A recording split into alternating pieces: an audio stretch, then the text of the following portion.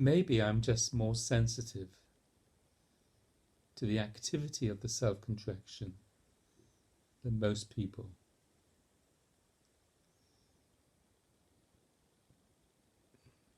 From the outset, when I first heard Adidar or read Adidar mention the self-contraction, I understood immediately that was what I was doing.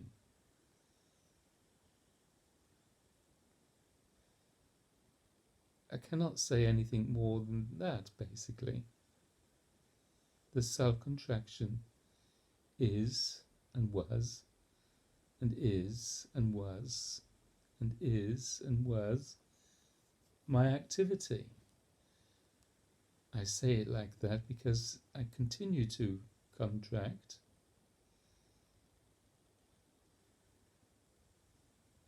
And I continually don't contract. Now, who is this talking about the self-contraction? Some people say it is the self-contraction talking. I would not be turning my attention to Adidar Samraj if it wasn't for the fact that this turning liberates me.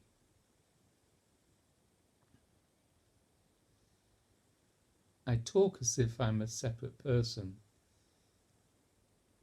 but I'm not a separate person. There is simply intimacy with my surroundings. There's no division. There's no me and these conditions around me that are at, if you like, you heard of the phrase loggerheads with one another. The simple is simply at one with this environment that I'm in.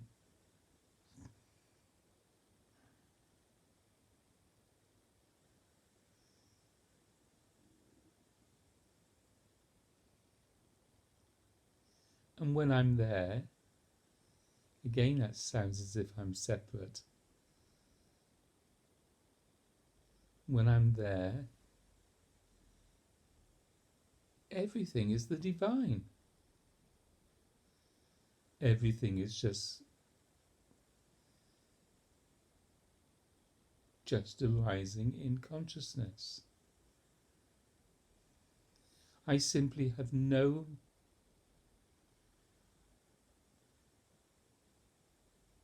desire. I've never had a desire to be anything other than to live as love. And it's just love being manifested in this, in the release of this to that. How can the open hand not be anything other than love? Embracement, intimacy.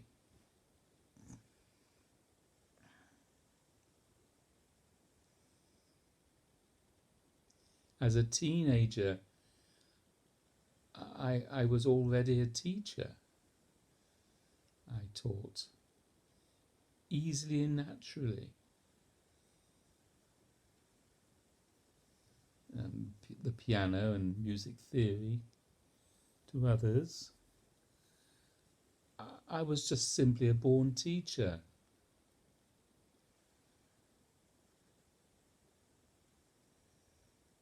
I didn't feel the necessity to be taught how to teach. It was intuitive, inherent.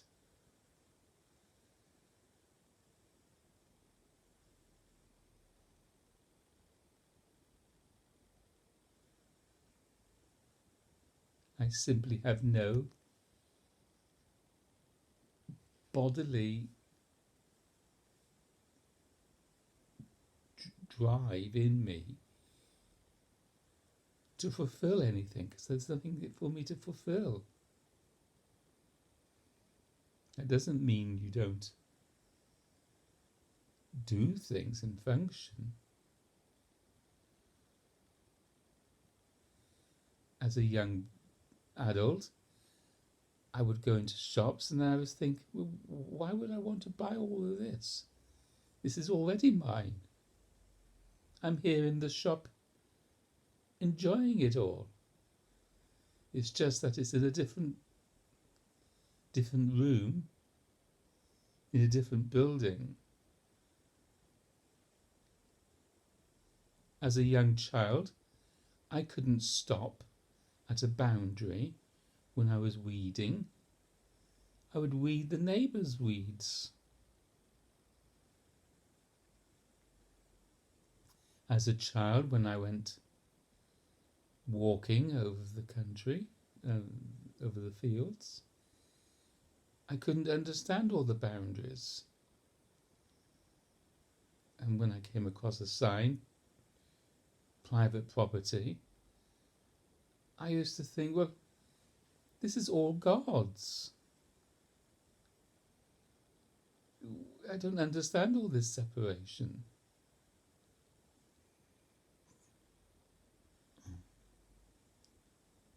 I still don't. Because there is no separation.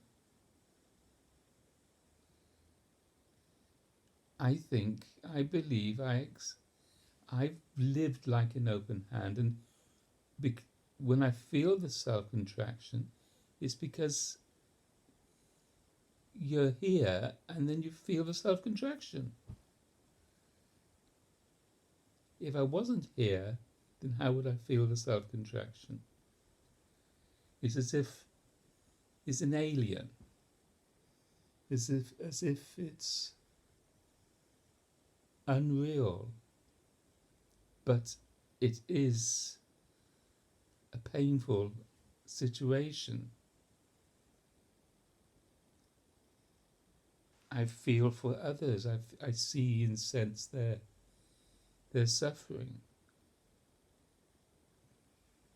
As a young adult, I would sit and watch TV and cry my eyes out. I had very little comprehension until Adidar came along and taught me the difference between this and that. As a child, I cried my eyes out endlessly over the thought of my mother dying. My mother was my guru, my God, before Jesus came along. And then Adidar. I don't see Adidar as a separate person. I don't see him as a teacher. I simply see him as my doorway to that which is already happiness, joy, delight.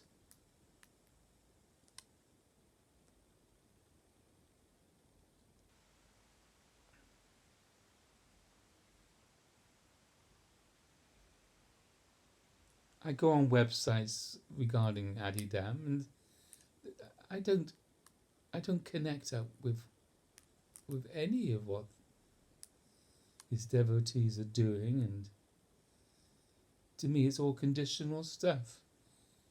But I do connect up to the word renunciation, renouncing. I don't connect up with the good life, as it were. I see all the duality of life, the dross and the shit, and it's all embraced when one is here. Of course, one understands and discriminates, but it's not an egoic discrimination.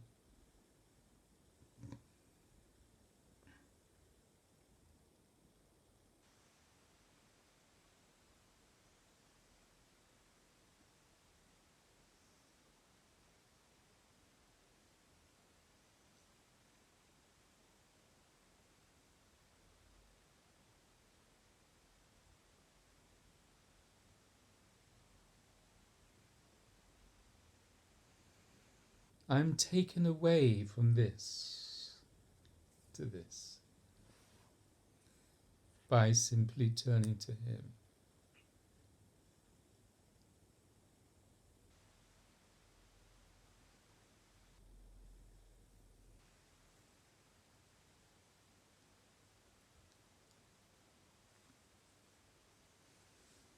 Is a happiness that is the result of no seeking.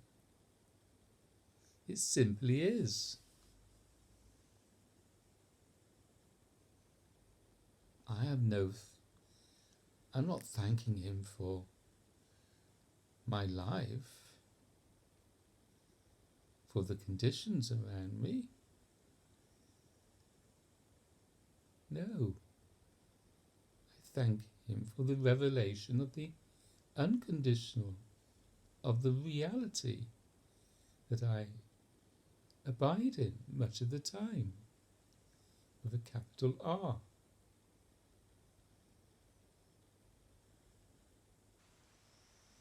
When I went to community, when I lived in community, I noticed people taking on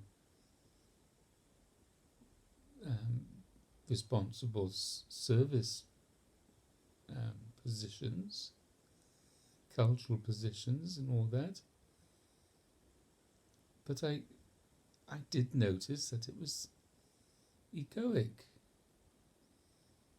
Everything was held on to. Being a priest was held on to. It was egoic because they were happy to have found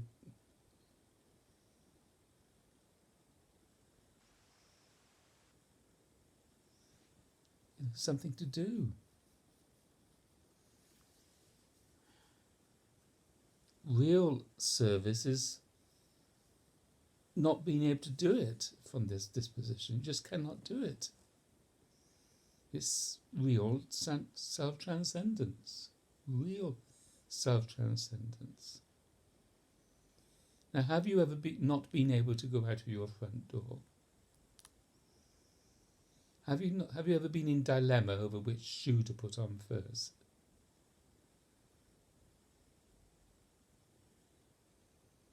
As a child, when I was eating, I used to wonder, how does one decide what to eat next? Or, there you have the plate of all the various vegetables, and I had meat at that time,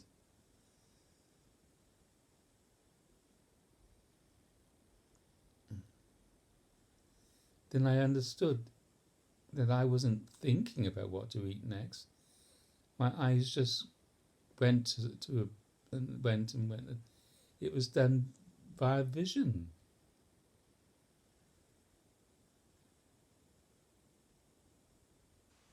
And that's how my life is. I see things that need to be done, like the ironing or the washing or the dusting. And you do it from... You just function. From this place, one just functions. It's as simple as that. I'm doing it in relationship. And it's a lovely relationship. You can think what you like about it. You can think whether it's an imaginary one or not. It's real to me. It's not a bodily human form anymore. It's an intimacy. It's a spiritual relationship. Can't be a physical one. I don't have to hold the picture Validar all the time, and this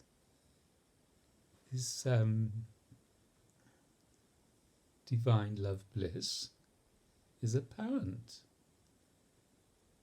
swimming in me. Such a stillness. No thought. I'd love to have another person with me so that I can embrace, be naked together. But that other person will be absolutely embraced by me. But unless the other person is like this, the other person will separate her or himself away from me. And that to me is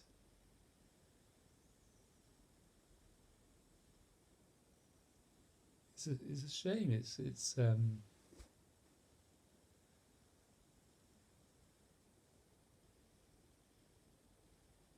unnecessary. I've always had this heart movement toward God.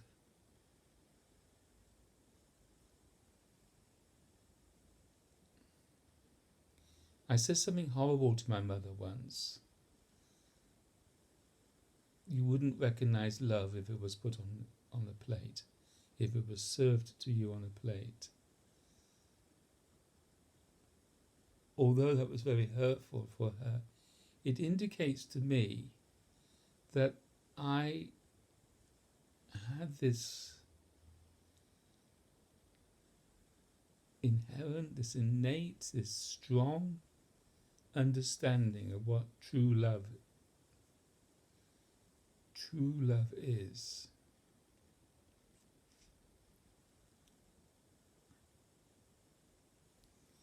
And I accept Adida to have been the embodiment of that reality of true unconditional love.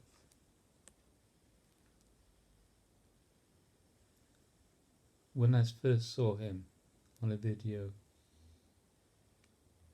I could see that he stood alone. He just stood alone. And that was one of my early adult prayers. I asked God, I said, I don't want any scaffolding holding me up. That's a prayer one has to take care of what one prays for. Because I can see that my conditional life, my sadhana, has been all about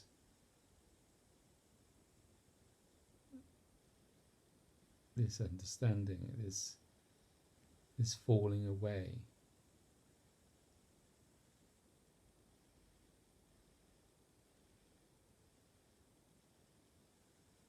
Yes, as a child, I would pray at night, God, please make me a better person, a good person, because I thought I was the fault, I was the reason for my parents' difficulties in their marriage. They were always rowing, always screaming at one another. My mother was the screamer, throwing things, tantrums. And I thought I was at fault. I thought it was my fault.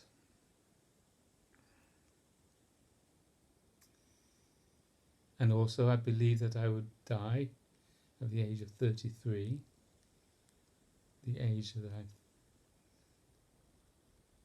was taught that Jesus died at.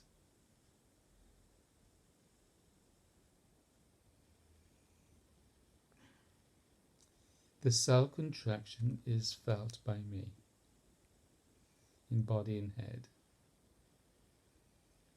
And if I don't immediately turn away from that feeling of the self-contraction, don't hone in on it, don't identify with it, but identify with the sun as the bright, the joy, the delight that I truly am, then I will suffer. the consequences of identifying with the result of the self-contraction. I have a friend who's very, very conditional and worldly, and she says, "You're that, you're that, you're that."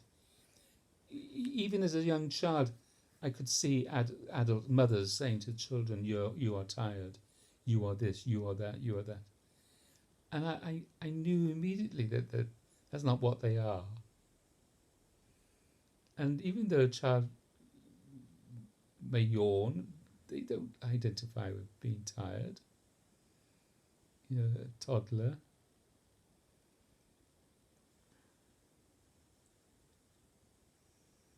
So yes, this friend points out all this. I said, "No, I'm not. I'm already happy. That's what I am." Oh, and she'll say, have it your way. Society is so involved in the cogs, in the wheels. If you're not one of those wheels, then people want to put you into a category. People want to set you in concrete.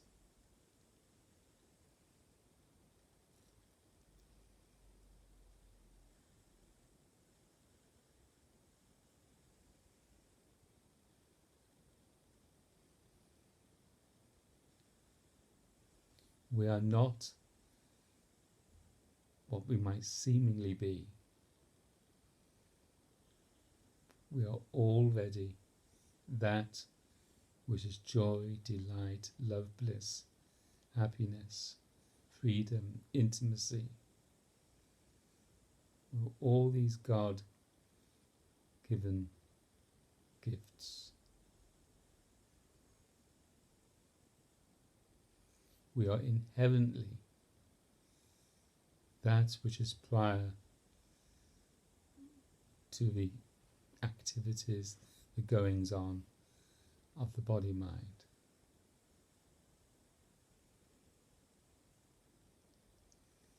I am proof that you don't need to belong anywhere.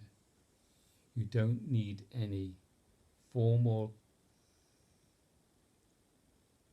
identification.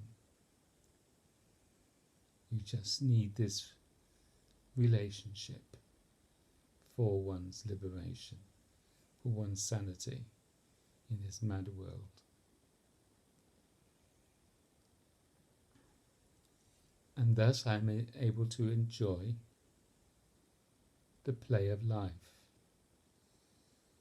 And people don't understand that I'm actually playing with them in their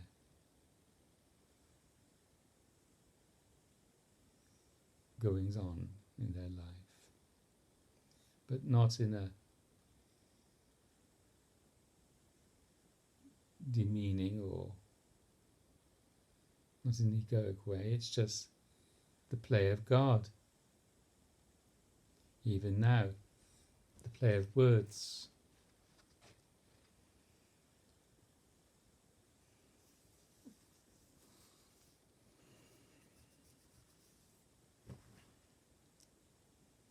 That which we truly are is prior to even that scratching of one's head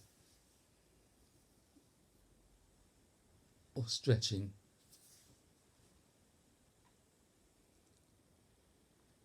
I don't think I'll ever become a formal devotee again. But one never knows. When I'm in my 90s, I might be recognized that I need to be looked after. Don't know. I don't know how much hurt you have felt. I don't know how much suffering you've gone through. I don't know what your heart intention is.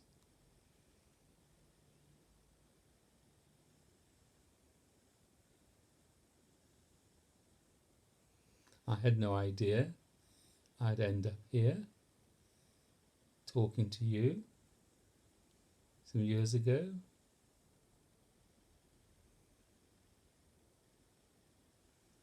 But my life indicates renunciation. Simple as that.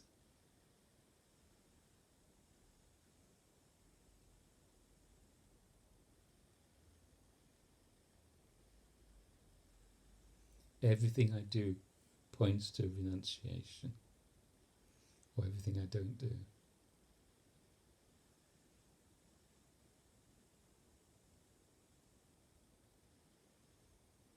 This quietness, this stillness, is not egoically manufactured. It's not an egoic state.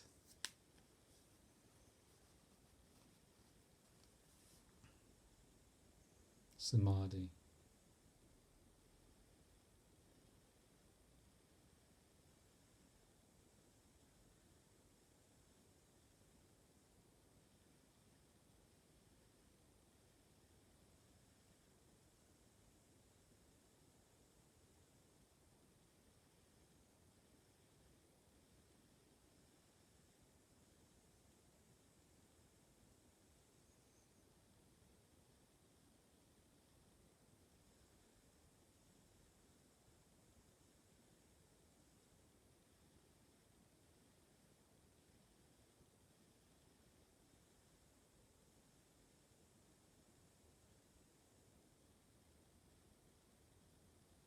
It's grace.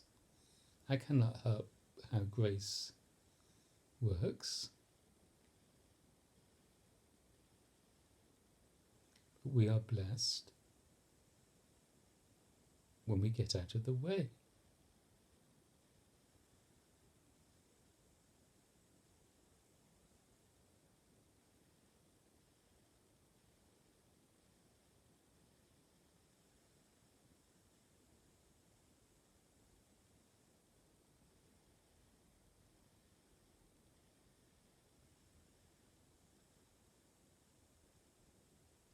Attention takes you away from off yourself.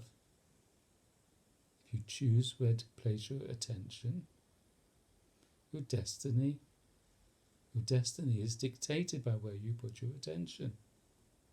Simple as that.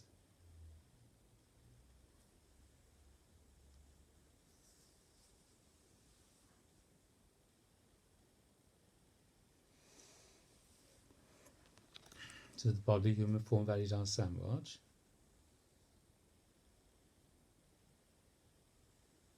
is where I gravitate towards, because it works. Self-forgetting, me remembering.